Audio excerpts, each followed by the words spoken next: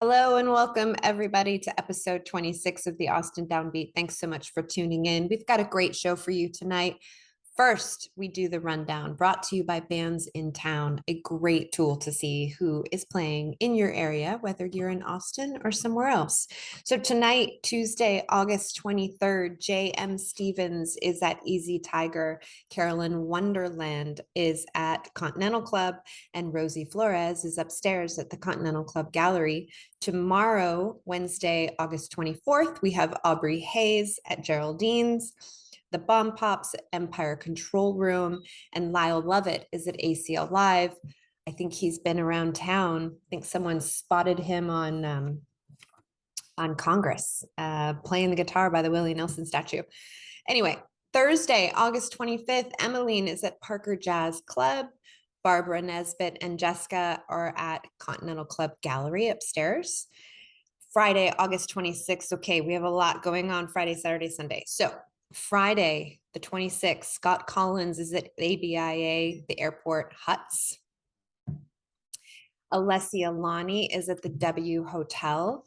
Datura is at Austin East Siders, Spartan Springs. Sweetness and the Storyteller are up in the Lakeway area at Jules Design Bar in the Galleria. Saturday, the 27th, Striper, my first concert ever, is at the Hot Spot. They've been doing a lot of really great throwback concerts lately. Wang Chung, you name it. So, of course, Striper. Skyrocket, Johnny Gowdy, and friends are at ACL Live on Saturday night. Black-a-Lack is at Congress Avenue Bridge, along with Toadies at the same. Natalie Price, friend of the show, is at the Scottish Rite Theater. And then on Sunday, Scott Strickland is at Dreamland Dripping Springs, a great venue. Brandon Patier is at Central Machine Works. And next Monday, I don't know if Pat Byrne's back in town from Ireland or not, to be determined. But Ben Jones, Barbara Nesbitt, and the usual Pat Byrne do their Monday Night Supper Club over at El Mercado South, which is a great, great, fun event. And then also Robert Earl Keen is at ACL Live. That's next Monday. That does it for the rundown.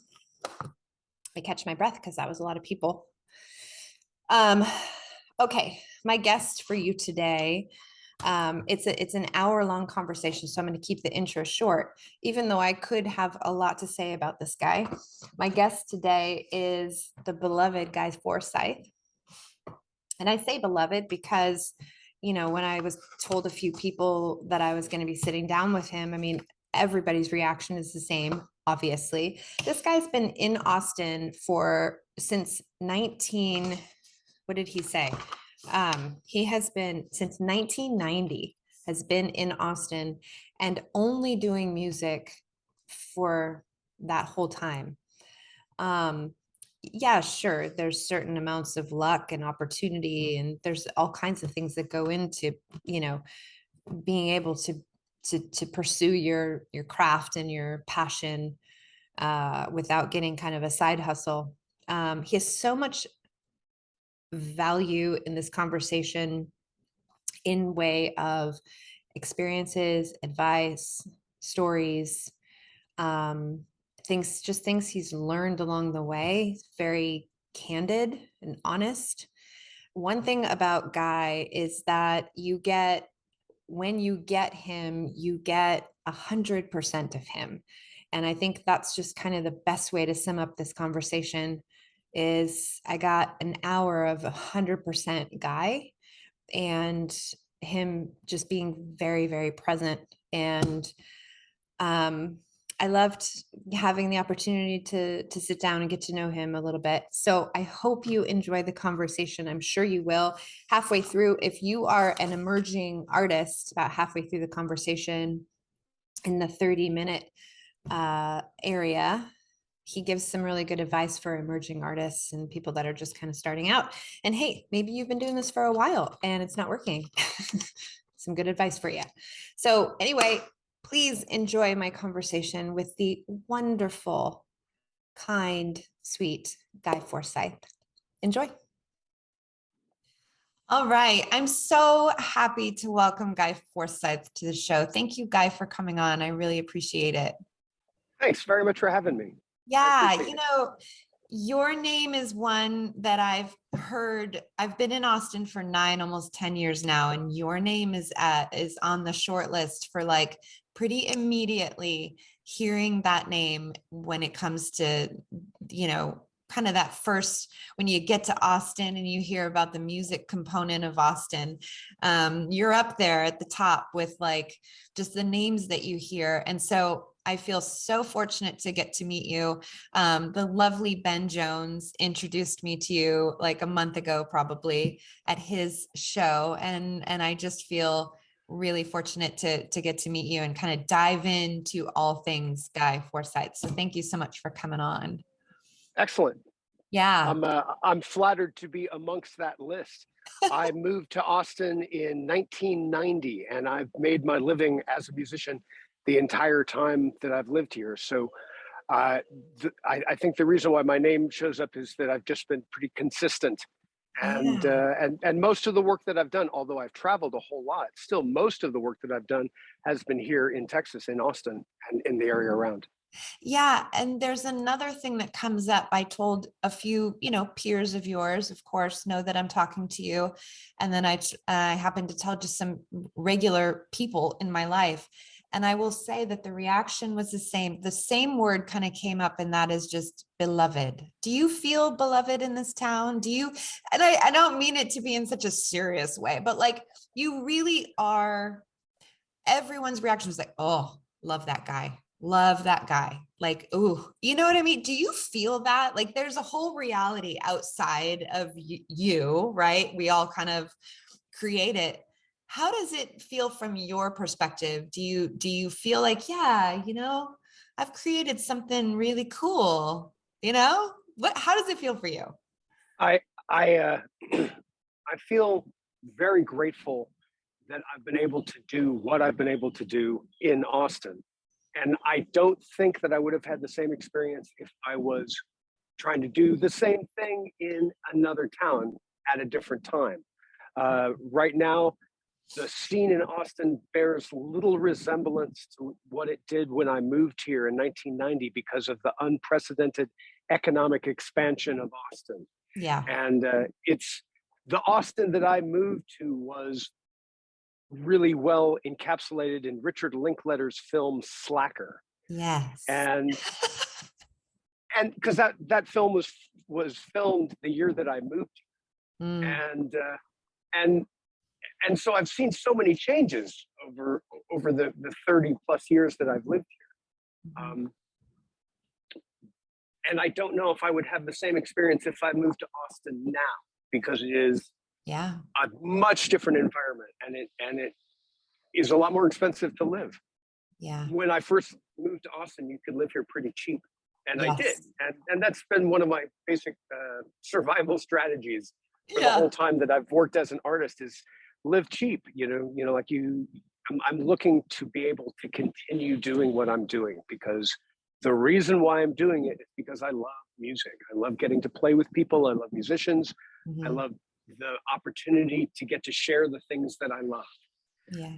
So sometimes I feel really aware and connected to that feeling that I'm a part of a community Yeah. of like-minded individuals, not just the musicians, but also the people that go out and see live music and have a listening for original music and people doing things their own way, the way that they want, that they hear it and they want to present it.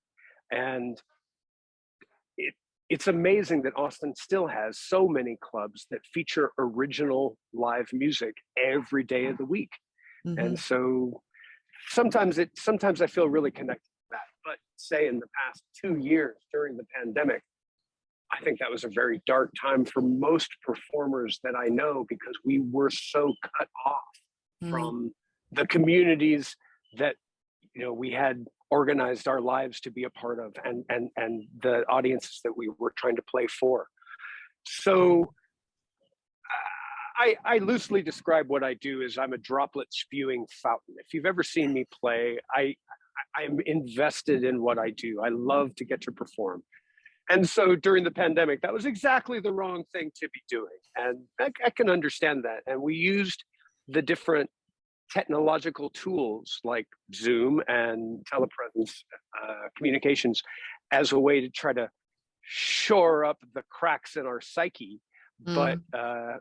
but it still is difficult. And even now, even though the clubs are open, I still feel like I'm a hustler. I'm still struggling. I feel like we're all, like we're all having to constantly be trying to maintain our position, because it's difficult. There's so many other forces at play, economic and artistic. Yeah, I was going to ask you. So, talking about how Austin has changed economically. So, from that, yes, that's very obvious. I think everyone, no matter what you do, is feeling the pinch of that. Mhm.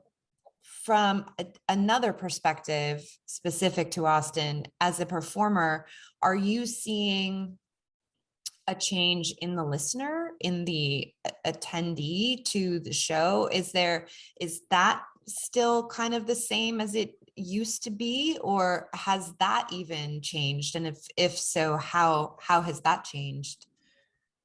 I think the most immediately recognizable way is that the demographics of different audiences have changed, in that older audiences tend to not go out as much as they used to. Mm, Also, there has been a an almost an erasure of the very late night scene that mm, used to be where the most interesting things would happen in the Austin music scene. I mhm. remember going to Antone's and expecting the show really to start to cook and like get really interesting at about 3 o'clock in the morning. And Oh, wow. there really aren't that many venues that have a late night scene. Certainly, the rules of alcohol sales, you can't sell after 2 o'clock and things like that. That affects it. But even when that was at play a number of years ago, still there was just a culture of people who stayed up much later. And that might also be an economic reality, because you're not going to work early in the morning if you're out at 3 o'clock at night. So Right. the cost of living in Austin going up ensures that most people that don't have some massive disposable income, they're having to hustle even more. Yeah. The younger audiences have come back really, really strong, because the younger audiences, I think, are still looking. I think Mhm, younger audiences don't necessarily know what they want, but they're mhm, willing to go out and look for it and try to mhm, figure that out. Older audiences tend to have a good idea what they want, and there have been a lot more earlier shows, and that's been positive, certainly for me as a father who's also trying to take care of kids, and mhm. that's so relevant to me. But the biggest change, I would say, that the older audiences don't stay out as late, and and some of them haven't gotten back in the habit of going out like they did pre-pandemic. An object at rest tends to stay at rest. And after 2 years, a lot of people, I think, were just comfortable in their own, little bubble. Sweatpants. Sweatpants and Netflix. Yeah. Yeah. Yeah. It's interesting how just one flap of a butterfly wing, right, just affects so many different facets of one person's reality, and all of us. We all have a reality that gets affected. Did you feel like during the pandemic that you had to kind of coming out of the pandemic and back into the in real life sort of reality, did you have to kind of hustle a little deeper and more to kind of pick up, we have to work really hard for attention, whether it's for what you do or what I do. It's like you really do have to manage and advocate for yourself, unless you have a manager or PR people. But like, did you find yourself having to kind of recoup ears and eyeballs from like dipping out? Yeah, I think so. I think any artistic endeavor requires a certain amount of momentum, Yeah, and this sort of stopped everybody in their tracks. yeah. And during the pandemic, people made lots of plans, and some people are really capitalizing on the work that they were able to do during lockdown now. And I think that's that was the goal, to Yeah. be able to get ready, set, and go. Mhm. But that still doesn't account for the momentum that comes from people being expected to be seen, Mhm. and people having arranged, like I like to go see this band on Wednesday night. I like to go this band on Friday night, where they Yeah. might have a residency, and so it's difficult. I think there'll always be things like this. Yeah. There wasn't much to compare with the pandemic, but as a performer, after 9/11, things dried up almost Ah. entirely for a period of time, as people were scared and they were spending their time watching news at home as opposed Mhm. to going out. But also in difficult times, the requirement of having a community, and music acts as a social lubricant, a network that brings people together. That's one of the Mhm. reasons why humans have evolved music as something that we do. We are music making animals. And all Mhm. around the world, different cultures have defined and identified themselves with the music that they experience and make together. Mhm. Yeah, it's so fascinating. All right, let's switch gears. You said you have kids. How old are your girls? 12 and 15. That's my age. I have a 12-year-old daughter and my son just turned 15 yesterday. It's so fun, isn't Congratulations. it? Thank you. Thank you.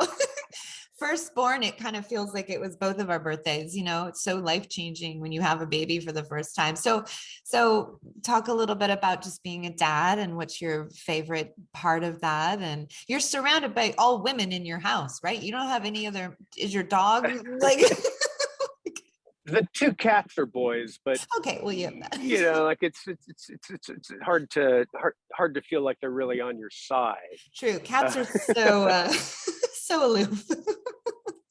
so I was married and I got divorced, and my first daughter is from that marriage, Mhm. and I remarried Jessica Bailey Shepard, Yeah. and she had a daughter. So I Nice. have one daughter by blood and one by marriage. Wonderful. And I'm kind of in the thick of it right with you. Like, I feel like mine sort of became a teenager at 3. We called her a three-nager. So I've been through it for a really long time, but it's quite lovely. It's very rewarding. Don't you find it to be? Yeah, it's the best. It's the highest calling. I um, agree. and it's messy and imperfect, Yes. but it's what there is to do. I love that you're in the trench. I love that you see it that way. I love that you have that perspective because it is the highest calling. I do believe that. That's wonderful. Let's talk about your music. You've been making music for a really long time. I feel like first of all, how do you come up with the names of your albums? You have like the best names of your albums. How, and you also just seem like, just even within these first few minutes, I feel like you're such a wordsmith and you're so articulate.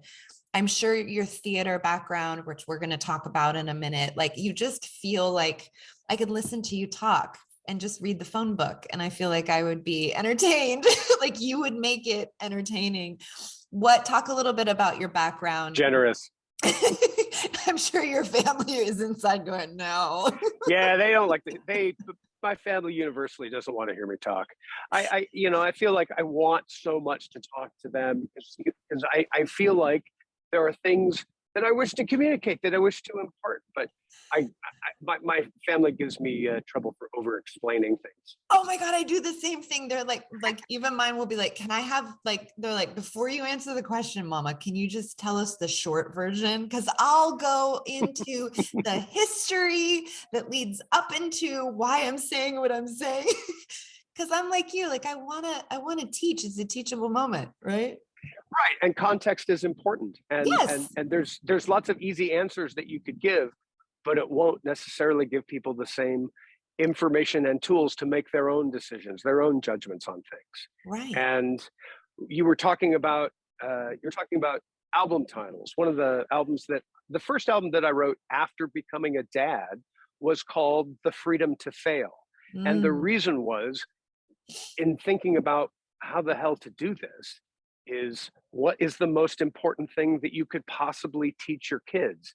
Mhm. And I think the answer is resiliency, is the ability to make a mistake and to try something and fail and Yeah. learn from it and continue on.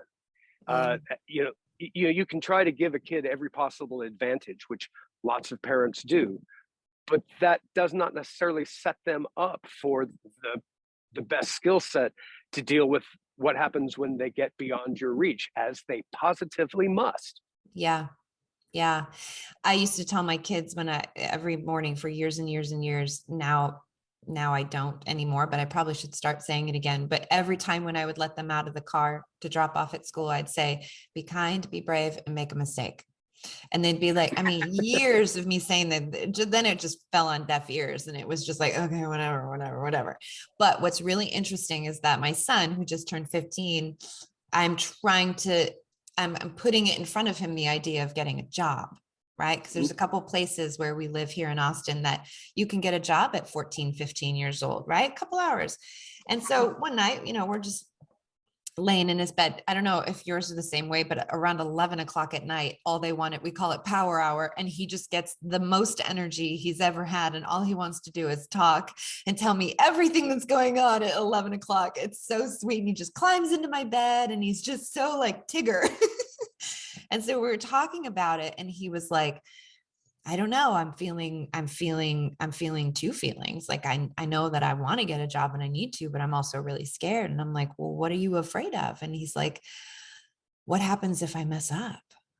And I'm like, it's so great when you mess up. Like that's how you learn and you get to, get feedback and you're never going to get in trouble, and just exploring that whole conversation. But he's like terrified of making a mistake, which I thought me always saying, be kind, be brave, and make a mistake was prepping the runway for that. But it kind of is leading into my question to you is, do you think you can teach resilience to a child and to a teen and to anyone? Can you teach that, or can you just put the bumpers up on the bowling alley, and like guide hopefully toward it?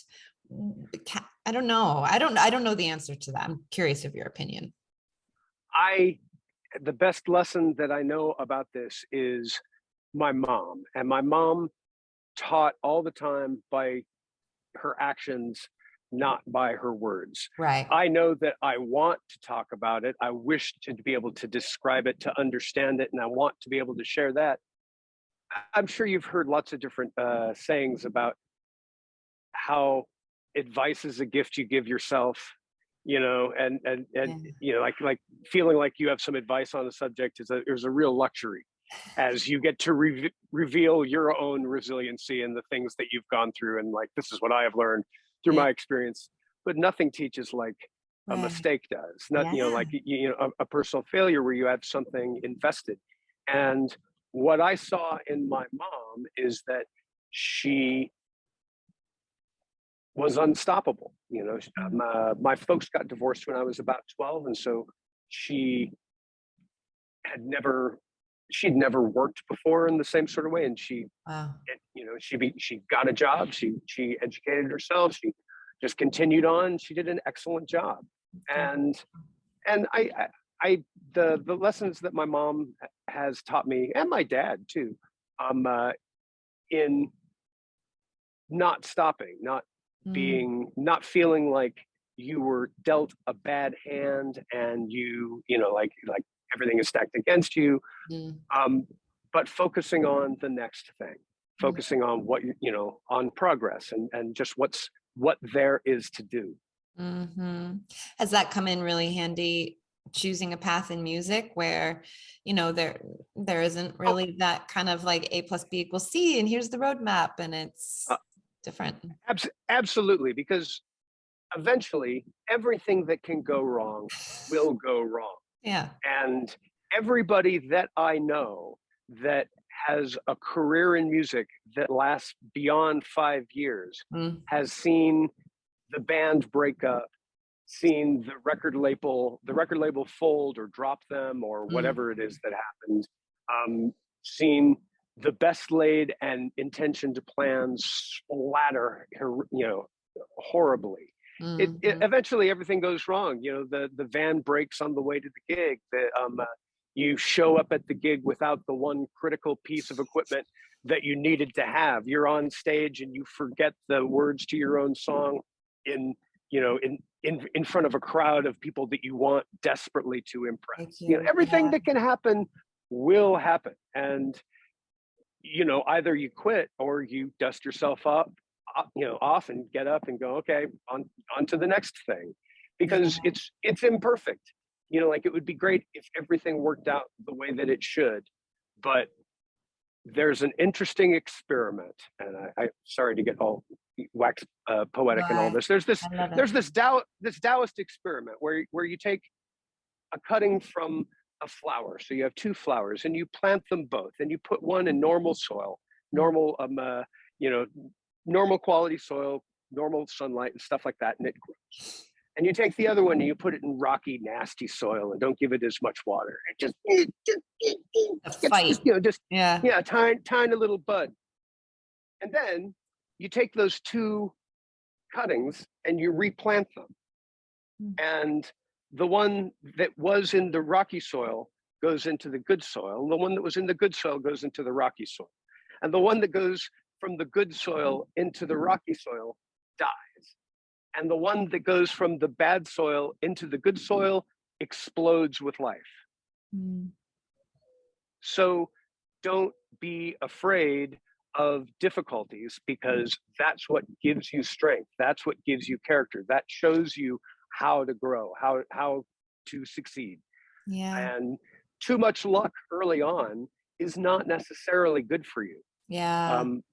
I can think of examples in my life where certain projects of mine, like the Asylum Street Spankers, which was enormously successful for no reason that you could project from any sort of analysis of the music industry, because what we were doing was so different than what the industry was looking for. But it reached a lot of people, and we won Austin Music Awards and started to get to travel around the US and get great opportunities. And that's great. But also, some of the people in that band had never done anything else, and it was so wildly successful that it creates a false expectation. It's always going to be like this. It's so easy. What's everyone complaining about? Right. Yeah. So I know that I was lucky when I first started, and I had a lot of different things going for me. I know that I was reasonably good looking. I was gifted enough at what I was doing that it had people notice. I was lucky enough to run into some really generous and talented people in the industry that took an interest, and that opened a lot of doors, some of which I'm still taking advantage of today. But there's also 1,000 gigs that you play to 5 people, which is okay if you really love what you're getting to do. And I really do. My favorite gigs aren't necessarily the biggest ones. My favorite gigs aren't necessarily the ones that pay the best. The gigs that I love the most are when, if you're playing with other people, everybody is on the same page and excited and connected to be there with each other. The sound is good, so you don't feel like you're struggling and you're playing into an abyss or by braille because the sound is so bad you can't even hear what you're doing. The really good gigs are sometimes in small rooms to only a handful of people that are really into it, and you feel a real connection with what's going on. That's the humanity of it. In scale, I've played crowds of like 20,000 people before, which is amazing and exotic. But that's not what got me into it, and that wasn't really my goal when I started. I didn't want to be a superstar. I wanted to get as close as I could get to the music that I love. Talk a little bit about, so you have a few different, you have the Hot Nut Riveters, and then you have you and Jessica, and then you have you and Jeff and Nina Bota.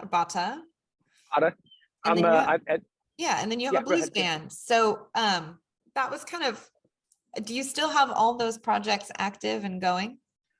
Well, I find that there's at different times uh, I pursue things that are working well and the opportunities that I have. But I love a lot of different types of music. Yeah. There's and I I remember at a certain point when I just recently, after I'd been playing for a couple of years, and I was doing an electric blues band, the band that recorded the record High Temperature. We recorded an album in Holland, and I signed with the Antones record label here in Austin, and I made Yeah. 3 records with Antones. And so initially, it was a really hardcore blues band of just people that really, really loved Chicago and Texas blues, and featured the electric guitar and the amplified harmonica in a sort of stripped down um, quartet where it was guitar, harmonica, drums, and bass. Just a really tight, Yeah. easy to tour, and fundamental unit, similar to what the Fabulous Thunderbirds were in Austin for a good Right. period of time. Yeah. And I love doing that, and I still love doing that. But I also write a lot of different things that really don't fit in that format at all. And Mhm. so I was frustrated because I felt like I was writing a lot of different material and I wanted to explore that, but I couldn't make it fit in that genre in a Yeah. way that people would expect. If if they're expecting that and they get something different, people don't always know what to think. Right. Um, and so the reason why I do so many different projects is because it's about the songs. It's about the the the particular flavor. And I am constantly enriched and excited by old music. Mm. Um, I listen to the radio. I certainly listen to a lot of pop music and things like that. But there is a lot of different ways of making music. There's a lot of different perspectives. There's so many different textures, Mhm. rhythms, feelings that Mm. encompass everything that music can be. And I don't want to have to choose. I don't want to have to sit in one place and not explore the other. So at a certain point, I made a decision that I'm not going to not do something that calls to me to do it, because that bit of inspiration, that thing that interests you, is the only tell about what really matters. Yeah. I agree with you. And then at the same time, I feel like not everyone has the benefit and the advantage of being able to do that at the beginning of their career. I feel like Mm-hmm. perhaps because you have paid your dues and you've established yourself and you've been doing music for so long, you have the benefit of sitting back and going, okay, let me see what I want to do. And that's wonderful. I'm glad you do, because I feel like you have so many facets that I mean, you're so lucky. You can do all those things and do them very well. So I think you should do them. I just think someone starting out their career, they have to be able to fit under one label in a box, even though they don't want to be in a box. We have to be able to market and stick them in a genre, right? Yeah, I agree. And Yeah, for an emerging artist, yeah, it's really important to try to figure out what you're doing. What is the thing right. that you're bringing to this? And sometimes that fits neatly in a genre, and sometimes it doesn't. And Yeah. if it doesn't, that doesn't mean that you should stop pursuing what that thing is that is distinctly you. There Mm-hmm. was nobody like Ray Charles, like, Mm-hmm. but Ray Charles started playing pop music and listening to the music around him. So he learned from the examples of things going on, but then he had his own vision. Muddy Right, Waters was the same way. He came out of a tradition of string band music. And right. when he came up to Chicago, he had a vision for an electrified, harder edged sort of music than Mm-hmm. what was going on at present. So you're right that a young artist needs to focus on themselves and try to distill that in a way that can put it forward. but that doesn't mean trying to fit into an already existing genre if that doesn't call to you. So I was in a blues band. There were blues clubs that I could play at. There were ways that I could start making money, which is I needed because I didn't have any other income. Yeah. And so working down on 6th Street in places like Joe's Generic Bar or the 311 Club, those gave me the opportunity to work in a way that I didn't have to be established. I could, I just sort of waited around at those places until I could get the opening slot on a Monday. And I did the opening slot on a Monday, and they're like, "Oh, yeah, that was pretty good. You should, we'll give you another. Here's a Thursday gig, and built it up by being present in the scene as much as possible, and sitting in at every opportunity, going to open mics, going to jams, meeting other musicians, starting to be identified by the club owners. They'd see me and they'd recognize, oh, you're that kid that's doing that thing, and so that helped get me in the door in those places without having a huge financial war chest that I could use to spend on promotions and pictures and things like that, which was not an asset that I had at all. So I needed to just figure out how to go from being a street musician to playing inside the storefront, and then trying to find, do that in a way that was consistent enough that they would give me the Friday or Saturday night gig where I could make some money. Yeah. I feel like you need to write a book. And if you were to write a book, what would the title be? Do you know? I feel like you would pick such a good title.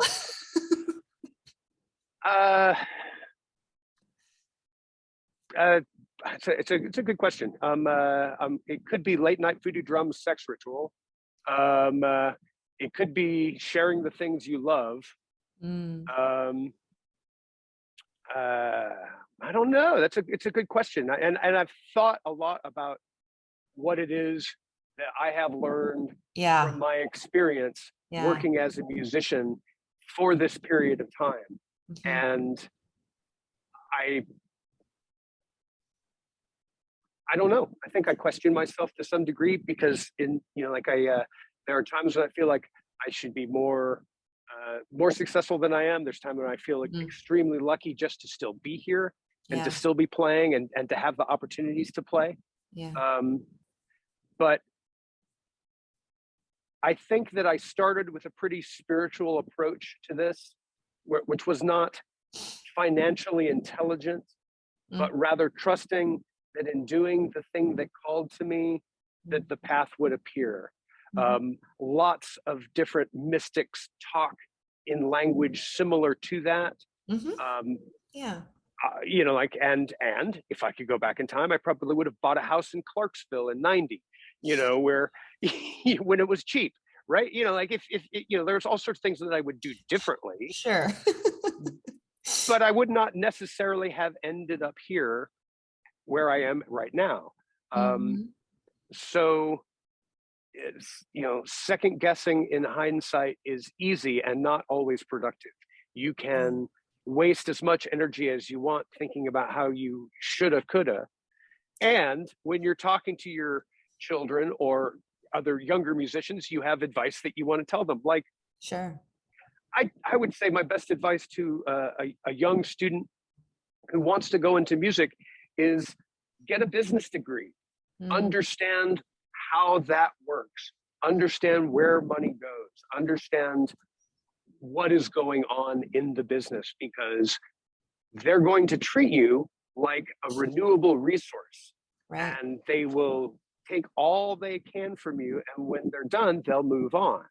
And that's pretty much like any other sort of strip mining activity. It doesn't treat the resource with any sort of respect whatsoever.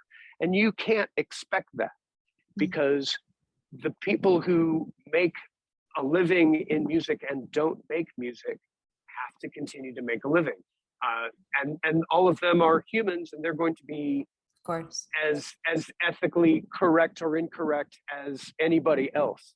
And you can help manage your own career by understanding where money goes and how all of that works, because you Yeah. can be sure that somebody will try to take advantage of you at a certain point.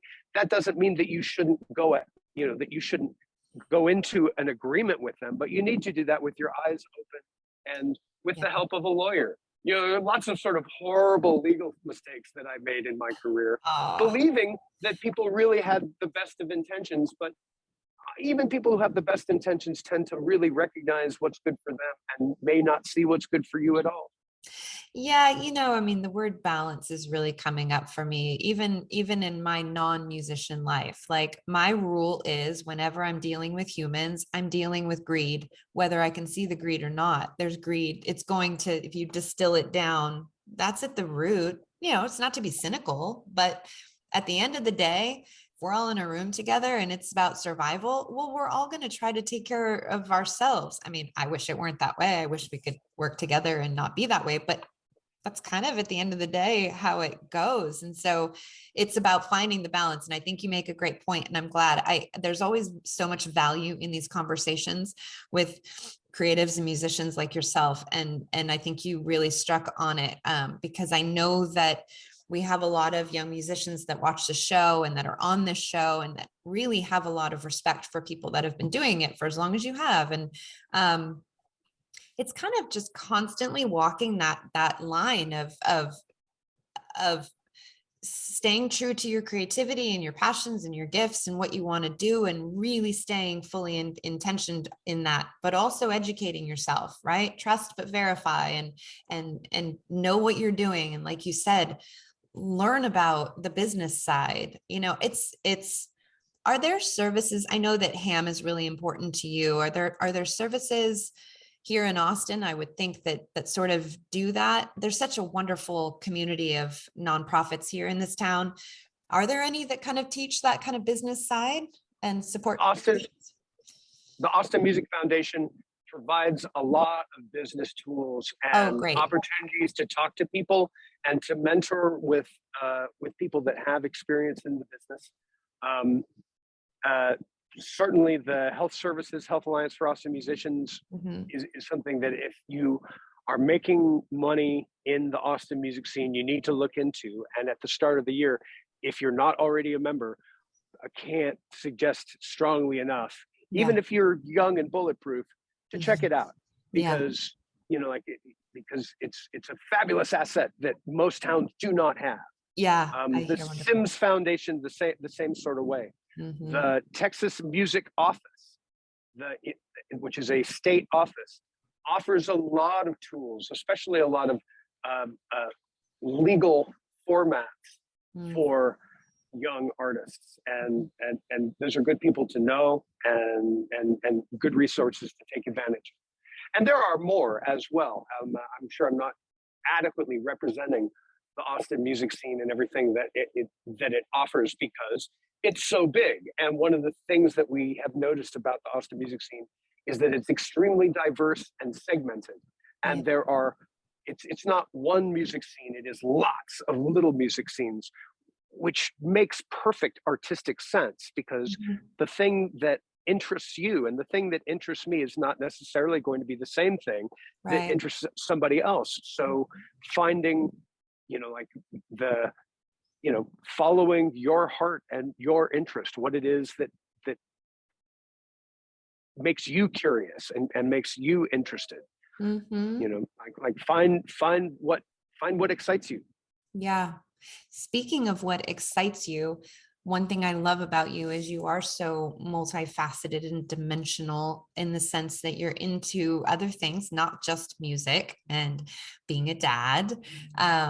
So I know that you are performing at the Scottish Rites Theatre over the next couple weeks and doing Sunflower, which is a story about Van Gogh. Do you want to talk a little bit about that? And I think this probably will air after it's done, but I'm going to go ahead and push some promotion out in real time to